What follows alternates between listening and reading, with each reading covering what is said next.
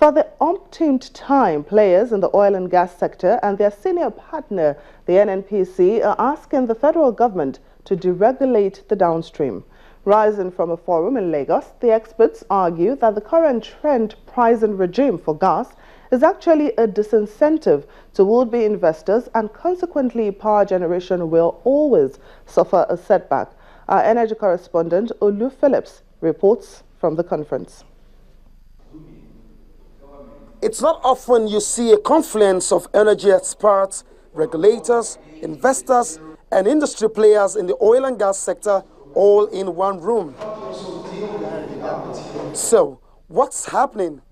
Well, they are here to compare notes and find possible solutions to the challenges in the sector.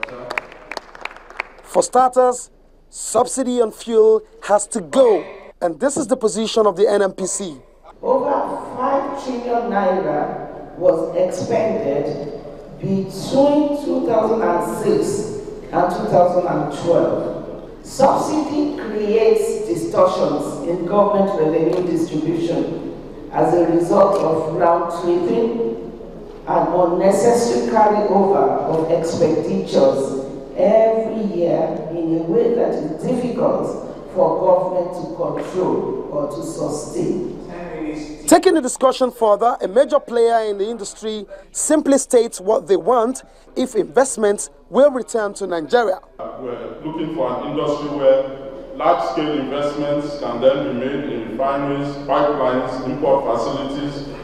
We're looking for an industry where there's competition, increased efficiencies within organizations, because if I'm in a deregulated environment, I'll be forced to deliver at a certain degree of efficiency.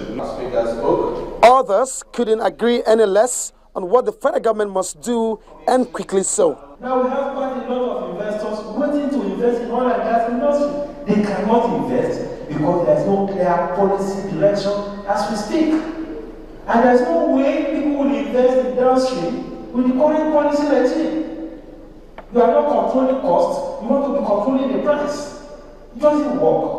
The discussion turns over to gas, and the argument here is that to avoid an impending energy crisis, the $2.30 pricing paid for per 1,000 scuff of gas will kill the domestic market if not improved.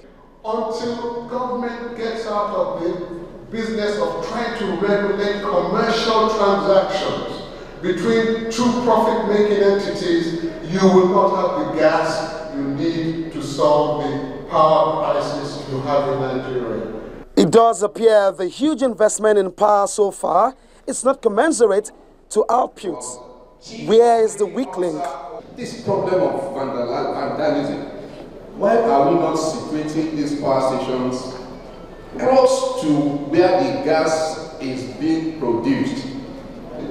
Why are we running pipelines of a distance of over 500-600 kilometers that is susceptible to vandalism? Bottom line, will power supply improve? What's the requirement? We would like the idea of privatization to be maintained. Let us not roll back the clock, because every time we stop a progress, we lose 3 to 5 years in the process. I think what we need to do is, if there are areas that we need improvement or marginal cost to be changed, let us improve on what has been done, but let us not roll back the clock. It will send the wrong signal to the domestic environment, and will send the wrong signal to those abroad that want to come to Nigeria as a destination for emerging markets. There seems to be a conflict which needs to be resolved between the federal government and the private sector. And the part of the federal government which tries to provide safety net, and the private sector that is determined to make money from every business, and legitimately so. In doing that, we need to maintain some of the reforms and some of the strategies that are already started.